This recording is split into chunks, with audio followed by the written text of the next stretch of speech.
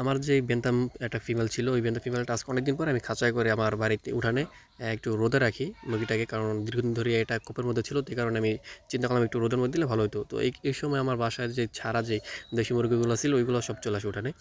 উঠানে চলে এসে মানে এটা সারা পাশ দিয়ে পুরো ঘোরাঘুরি করতেছিল গ্যাংস্টারের মতো, আর ভাবতেছিল যে পিন্টুলিটা কে, এই পিচ্চি মুরগি এখানে কি করে। এটা আসলে তারা মনে হয় যে নিজেদের মধ্যে এটা ডিসকাস করতেছিল, আর তারা খাঁচার চারপাশ দিয়ে ঘুরতেছিল অনেকক্ষণ ধরেই।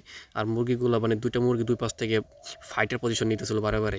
কিন্তু আসলে এই যে মুরগিগুলো দেখতেছি, যে দেশি মুরগিগুলো এত বড় হয়ে গেছে, এর পিছনে অবদান শুধু এই ছোট্ট বেন্থাম মুরগিটার। কারণ আমার বাসায় কোনো দেশি মুরগি ছিল না, ডিম পাড়া রানিং কোনো মুরগি ছিল না, যার কারণে আমি দূরের থেকে অল্প কিছু দেশি মুরগির ডিম ক্রয় করে আনি, আর ওইগুলোকে আমি মেশিনে ফুটাই।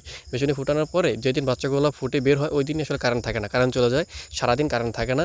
কারেন্ট না থাকার কারণে দেখা গেছে বাচ্চাগুলো একেবারে দুর্বল হয়ে যায়।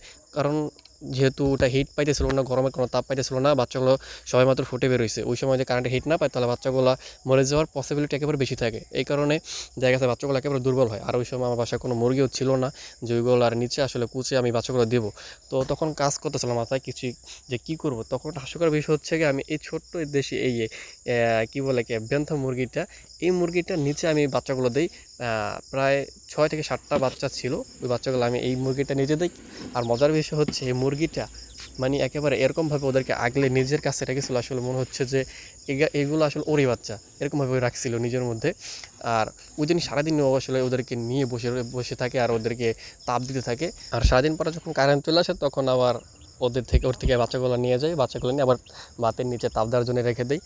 আর আজকে যখন ওদেরকে পাশাপাশি একসাথে আবার দেখতেছিলাম, মানে মনে হইতেছিল যে এটা আসলে বড় ওদের থেকে। ওদের কাছে এখন এটাকে মনে হচ্ছিল একেবারে বাচ্চা একটা মুরগি। এখন এদেরকে পাশাপাশি দেখে এখন যদি আগের কথা মানে কল্পনা করা হয় তাহলে মানে জিনিসটা একেবারে হাস্যকর একটা বিষয় মনে হয়, একেবারে মানে অবিশ্বাস্য, এটা বিশ্বাস করার মতো নয়। আর ওরা এখন আলহামদুলিল্লাহ ডিম দিতেছে, সবাই দোয়া করবেন।